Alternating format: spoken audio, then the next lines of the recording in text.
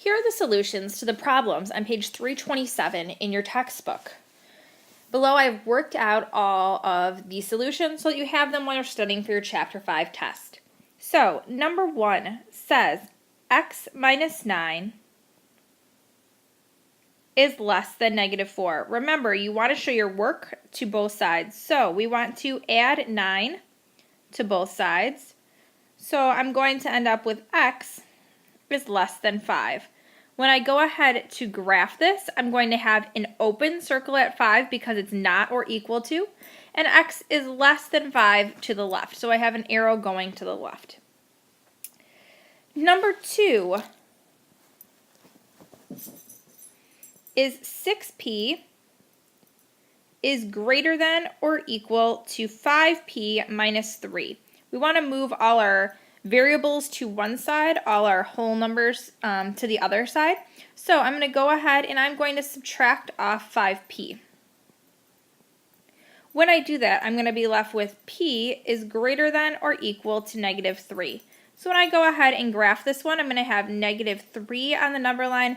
Because it's or equal to this time, I can go ahead and I can fill in my circle. And then greater than is going to be going to the right. Number 3 is a story problem. It says, Drew currently has 31 comic books in his collection. His friend Connor has 58 comic books. How many more comic books does Drew need to add to his collection in order to have a larger collection than Connor? So what this is saying is we're going to write an inequality. Drew has 31 comic books. We are going to add in some amount, and we want this to be greater than the number of books that Connor has, which is 58. So now we can go ahead and we can solve this. I'm going to go ahead and I'm going to subtract off 31 from both sides, and I'm going to be left with x is greater than 27. So, in order for him to have a larger collection, he's going to need to have at least 28. At least 28 comic books, which would be choice C. Make sure that you're reading the question. If it asks for how many it would need to be equal to Connor, then we'd be at 27. Please excuse my dog. She's squeaking in the background here. The next one said to solve and graph on a number line. So we have 1/5 h is greater than 3. So to get h by itself, I want to go ahead and I want to multiply both sides by 5. I'm going to end up with h is greater than 15. Again, we can go ahead and we can graph this. It's going to be an open circle because there's not or equal to, and it's greater when we go to the right. Number 5 is 7w is less than or equal to negative 42. So I want to go ahead and I want to divide both sides by 7. Remember when we multiply or divide by a negative number, we have to flip our inequality. But here, we don't have to flip it because the actual number I'm dividing by, so the number that was with the variable, is not negative. So I'm just going to end up with w is less than or equal to negative 6. Because it's or equal to, we're going to fill in that circle, and w is less than it when it goes to the left.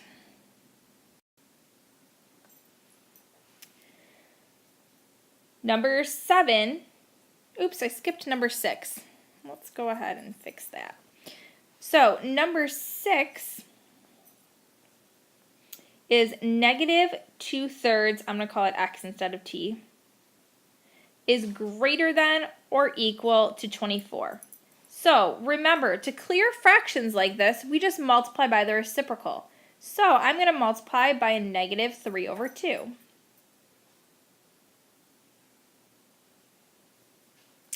So when I do that, I'm going to be left with x on this side. Remember, we multiplied by a negative number here. So what I want to do is I want to flip the inequality. The next thing that I'm going to multiply this. So remember, it's almost like I can cross cancel. This becomes a 1. This becomes 12. So I'm going to get negative 36. I can go ahead then and I can graph that. So it's an or equal to problem. So I have a closed circle. And my arrow is going to go to the right because that's where all my numbers are less than negative 36. Number 7. Now we're on number 7. I'm going to have negative 9m is less than negative 36. So to get m by itself, I'm going to go ahead and I'm going to divide both sides by negative 9. When I do that, I'm going to be left with m is greater than, because I divided by a negative number, is greater than 4. So I'm going to go ahead and I'm going to have 4, again, open circle because it's not or equal to, and the numbers that are greater than 4 are to the right of 4. Number 8 is a multi-step one. So we're going to have 3c minus 7 is less than 11. Again, our goal is to get our variables to one side, our constants to the other side. So I'm going to go ahead and I'm going to add 7 to both sides. So I'm going to get 3c is less than 18. I can go ahead and I can divide both sides by 3. I'm going to get c is less than 6. So I can go ahead and I have an open circle, and where c is less than 6 is to the left. So the arrow is going to go to the left. Again, don't forget to graph them when they're telling you to graph.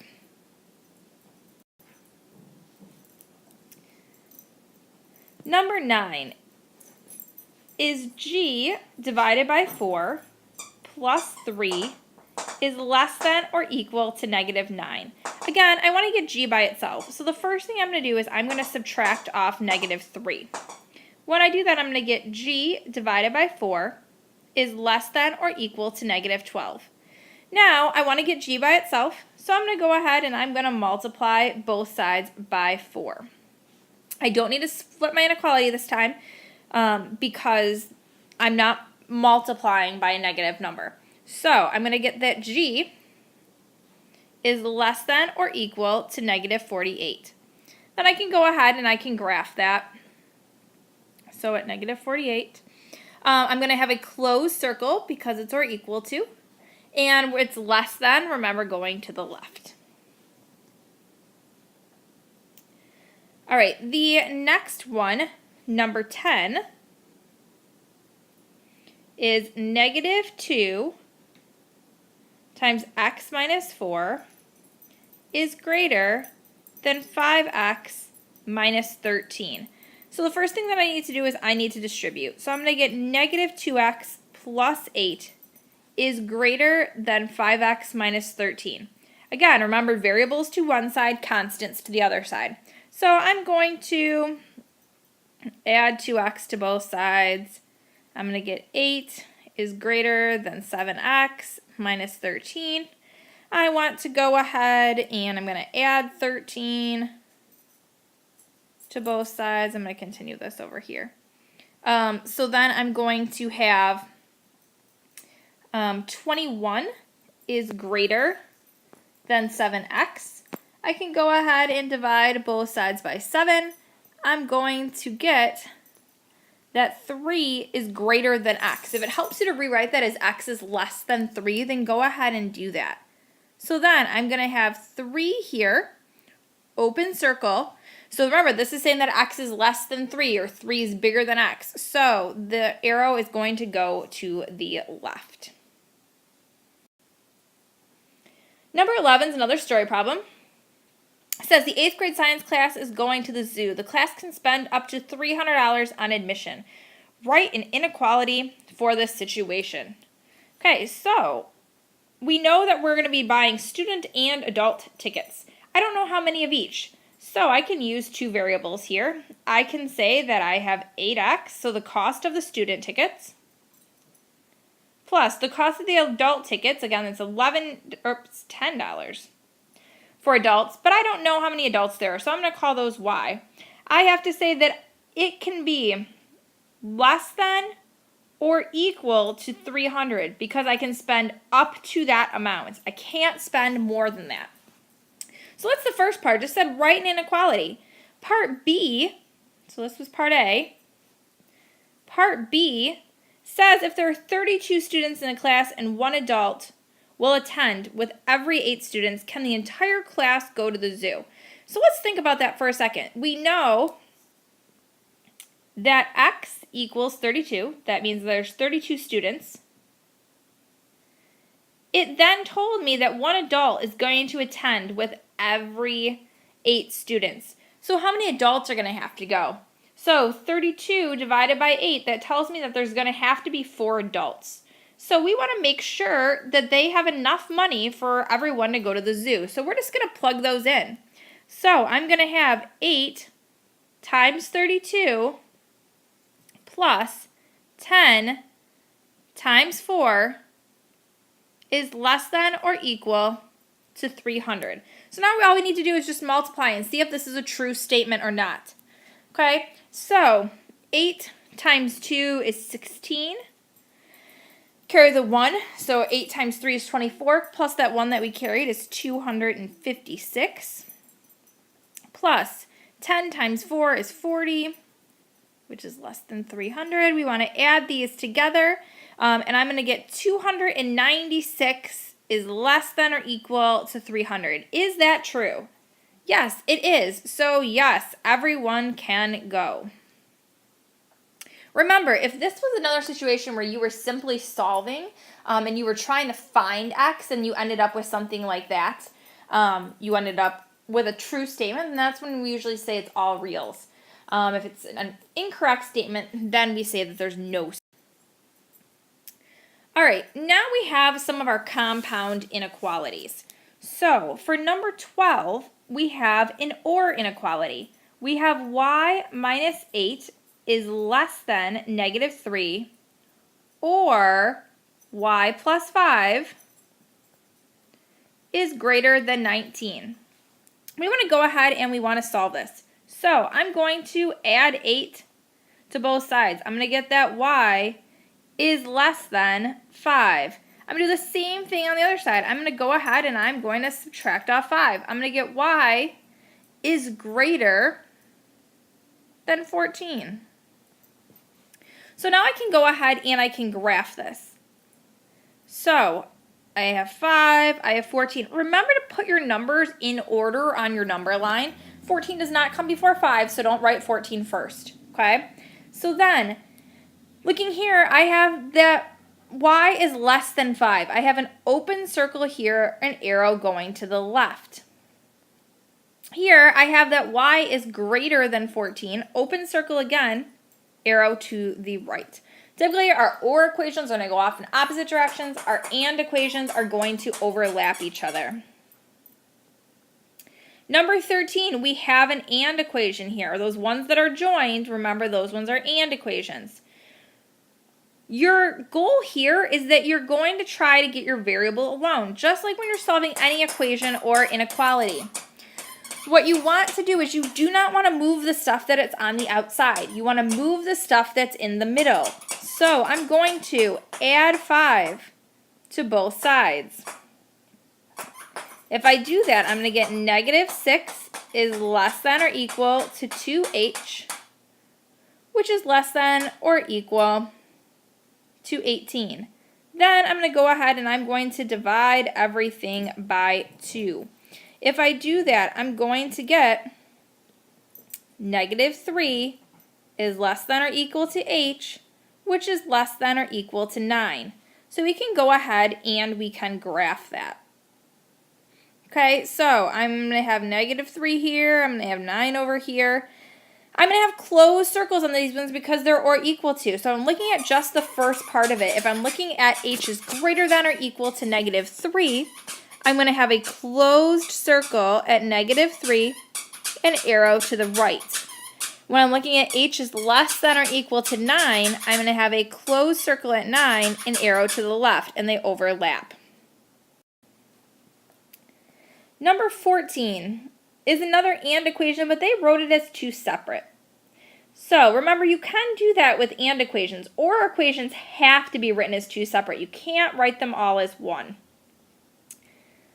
So we have 3z minus 2 is greater than negative 5, and 7z plus 4 is less than negative 17. So I want to go ahead and I want to solve these. So I'm going to add 2 to both sides. I'm going to get that 3z is greater than negative 3.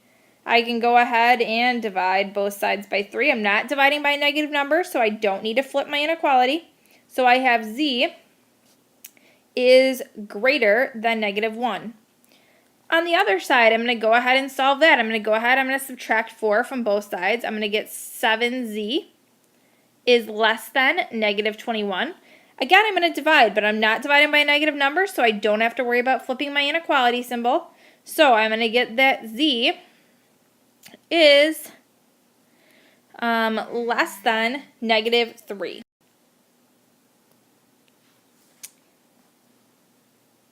All right. Now we can go ahead and we can graph this. So we have negative 3. We have negative 1. If you remember, we want to write them in order on our number line. So here I have that z is greater than negative 1. And I have z is less than negative 3. If you notice something about this problem, though, this problem was an and equation. Does this overlap at all?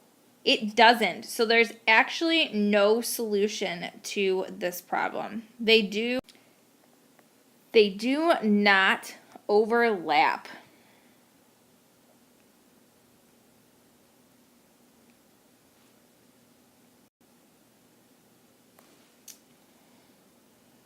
All right, so then we're going to move on to number 15. It says define a variable, write an inequality, and solve the problem. Check your solution. I can tell you right now there are a few of these on your test. So number 15, we have the difference of a number and 4 is no more than 8. Remember, difference means subtraction. So the difference of a number and 4. So x minus 4 is no more. That means it's less than or equal to 8.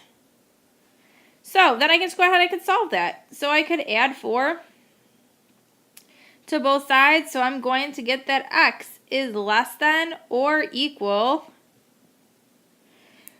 to 12. It doesn't tell us that we have to graph it, so I'm good to go. Number 16 is 9 times a number decreased by 4 is at least 23. It could be equal to 23, but it could be more. That's why we have that or equal to underneath there. Now we're just going to go ahead and we're going to solve this one. So I'm going to add 4 to both sides. I'm going to get that 9x is greater than or equal to 27. Divide both sides by 9. We're going to get that x is greater than or equal to 3. Again, I don't have to graph this one. All right, number 17 says write a compound inequality. It gave us a graph. So the graph that it gave us looks something like this. So we have some closed circles, we have an arrow going to the right, we have a closed circle here, arrows going to the left. So what kind of equation is this going to be? This is going to be an OR equation. And OR equations have to be written as two separate. So right now, looking at the choices, because this was a multiple choice problem, I've already narrowed down my choices that it's either H or G. So, but let's go ahead and let's actually write this out. Let's look at this part over here. This is saying that x is less than or equal to negative 2. Don't forget that or equal to part. Then I have that x is greater than or equal to 3, and I have my word or here. And this then is actually option G. So we've gone ahead and we've written our inequality. Number 18 says to solve and then graph. So we're back into graphing again. This is P minus 5 is less than negative 3. The absolute value of P minus 5. Remember, just like when we solve absolute value equations, we have to break this up into two separate. So I'm going to have P minus 5 is less than 3. And I have P minus 5 is greater than negative 3. And we can go ahead and we can solve that. I want to add 5 to all sides. Remember, I'm kind of lazy, so I do them all at the same time, but I'm still showing my work. So I have P is less than 8, and P is greater than 2. So I can go ahead and I can graph this. So remember, my little hint, when you're dealing with absolute value ones, if it's a less than, it should be an and problem. If it's greater, it's an or problem. So I'm going to have an open circle at 2. I'm also going to have an open circle at 8. So I'm looking at P is greater than 2. My arrow is going to go to the right. If I look at P is less than 8, I have an open circle. My arrow goes to the left. It's a less than. It's an and problem. It should overlap, and that's exactly what we have. The next one, number 19, I have 2F plus 7 is greater than or equal to 21. So I have 2F plus 7 is greater than or equal to 21. And I have 2F plus 7 is less than or equal to negative 21. We can go ahead and we can solve this. I'm going to subtract off 7 from all sides. So I'm going to get that 2F is greater than or equal to 14. And I have 2F is less than or equal to negative 28. I can go ahead and I can divide both sides or all sides by 2. I don't need to worry about flipping my inequalities because I'm not dividing by a negative number. So I'm going to end up with F is greater than or equal to 7. And F is less than or equal to negative 14. I'm going to put them on the number line, again, putting them in order numerically. So I'm going to have F is less than or equal to negative 14 is a closed circle, arrow to the left. F is greater than or equal to 7 is a closed circle, an arrow to the right. It's a greater, it's an or problem.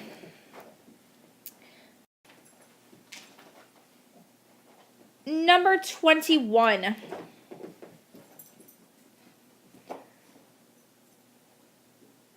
I'm going to have x minus 3 over 4 is greater than 5. So I have x minus 3 divided by 4 is greater than 5. And I have x minus 3 divided by 4 is less than negative 5. So first thing I'm going to do is I'm going to multiply all my sides by 4. When I do that, I'm going to be left with x minus 3 is greater than 5. I have x minus 3 is less than negative 5. Then I can go ahead and I can add 3 to all sides. When I do that, I'm going to get x is greater than 8. And x is less than negative 2. Remember, this is a greater problem, so it's an or problem again. So x is less than negative 2. Open circle, arrow to the left. X is greater than 8. Open circle, arrow to the right. Number 22. It says a sporting goods store is offering a $15 coupon on any pair of shoes. A, the most and least expensive pairs of shoes are $149.95 and $29.95. What is the range of costs for customers with coupons? So we're going to write an inequality here. So I know that the smallest that we have is $24.99 is less than or equal to the cost of the shoes minus the coupon, which is less than or equal to the most expensive shoes, which are $149.95. So then I can go ahead and I can solve it. I can just figure out what the range is. So I'm going to go ahead and I'm just going to add 15 to all sides. Remember, when you're adding with decimals, you want to make sure you're lining up your decimals. So my answer to this one is going to be 39.95 is less than or equal to x, which is less than or equal to 164.95. Okay, so that was part A. So part B says when buying a pair of $109.95 shoes, you can use a coupon or a 15% discount. Which option is best? This one isn't actually even involving an inequality. We can just kind of figure it out. So if I want to use the coupon, I'm just going to go ahead and I'm going to subtract. So I have $109.95, again lining up my decimals, minus our $15 coupon. If I do that, they're going to be $94.95. If I use the discount, think about what is 15% as a decimal. So I'm going to have $109.95 times 0.15. Remember, you don't have to line up decimals, though, when you are multiplying. So when I do this, 5 times 5 is 25. Carry your 2.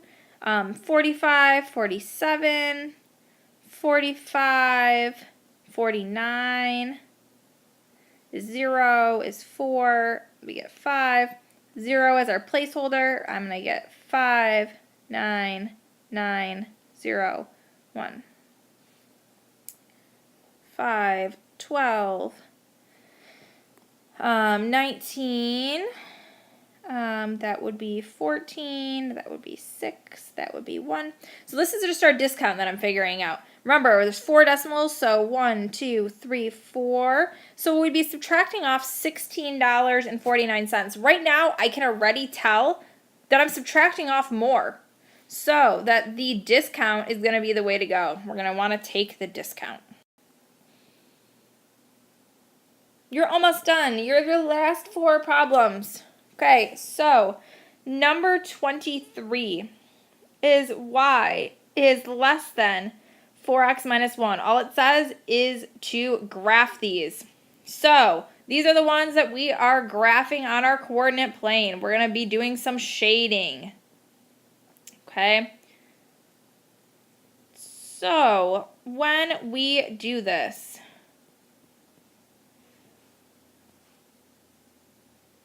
I'm going to start at -1. My slope is 4. 1, 2, 3, 4 over 1. Or 1, 2, 3, 4, back 1. It's going to be a dashed line. Yikes. Then I can go ahead and I can pick a point. Remember, I tend to always pick 0, 0. From my graph, it's a little bit hard to see which is on which side, so you might want to pick a different point if you want, and that's fine. So maybe I want to pick the point 4, 0, just because it's a little bit easier to see. So if I picked that point, I would end up with 0 is less than 4 times 4 minus 1. So 0 is less than 16 minus 1. 0 is less than 15. That's not true, so I don't want to shade the side that has that point. I'm going to shade this side. Okay? The next one, number 24, is 2x plus 3y is greater than or equal to 12. You can solve this by finding intercepts and graphing them that way. Or if it makes more sense, you just solve it for y. So I can go ahead and I can subtract off 2x. I'm going to get 3y is greater than or equal to negative 2x plus 12. You want to go ahead and you want to divide everything by 3. So you're going to get y is greater than or equal to negative 2/3 x plus 4. So now we can go ahead and we can graph this guy.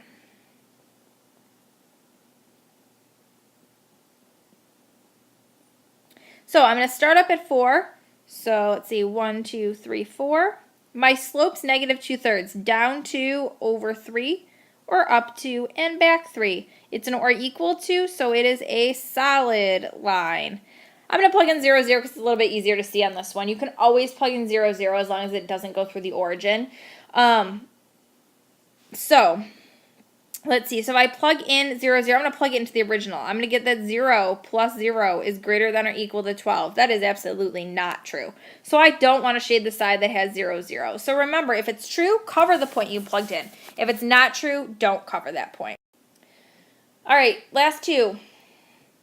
Number 25 says to graph the equation y is greater than negative 2x plus 5. So we're going to start by doing that. Oops.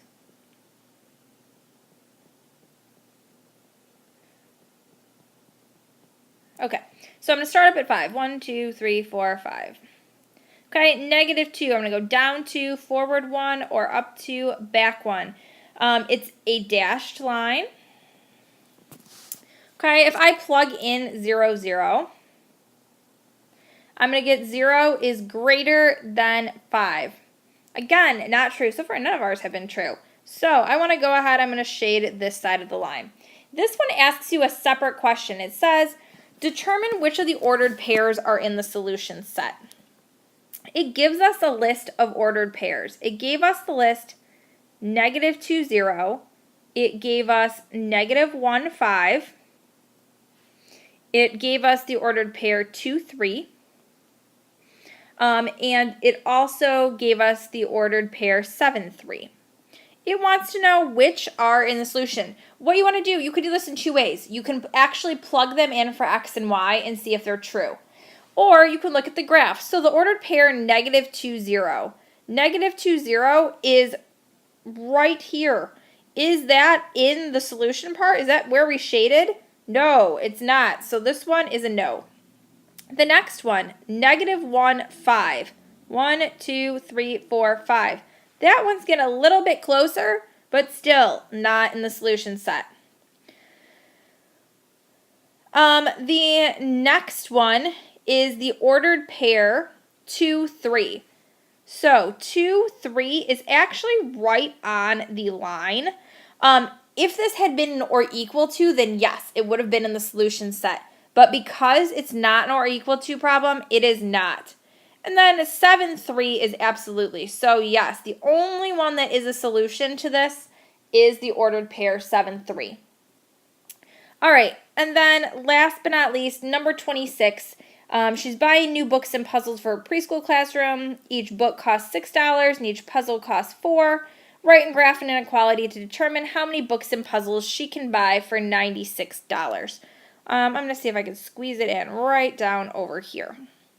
Okay, so for number 26, we know that she is buying books for $6. We don't know how many. She is also buying puzzles for $4. Oops.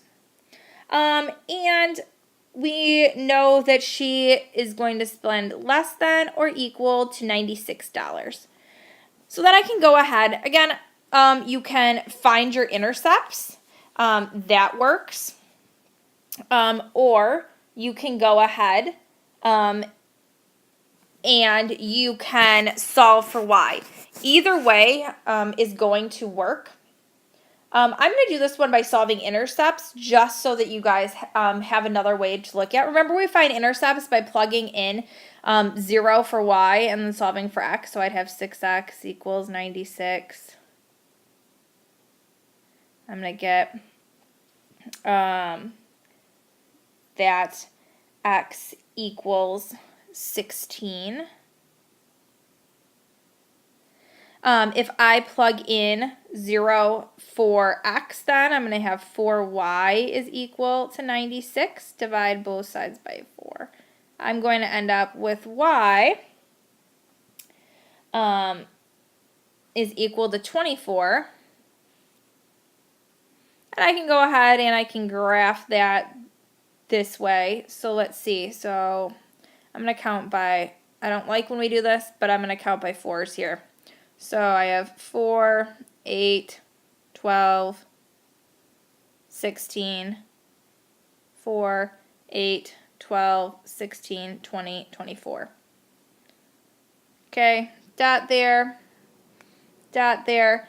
This is an or equal to, so it is a solid line. Again, you could have also done this by solving for y, so don't think that you have to find the intercepts if you don't want to.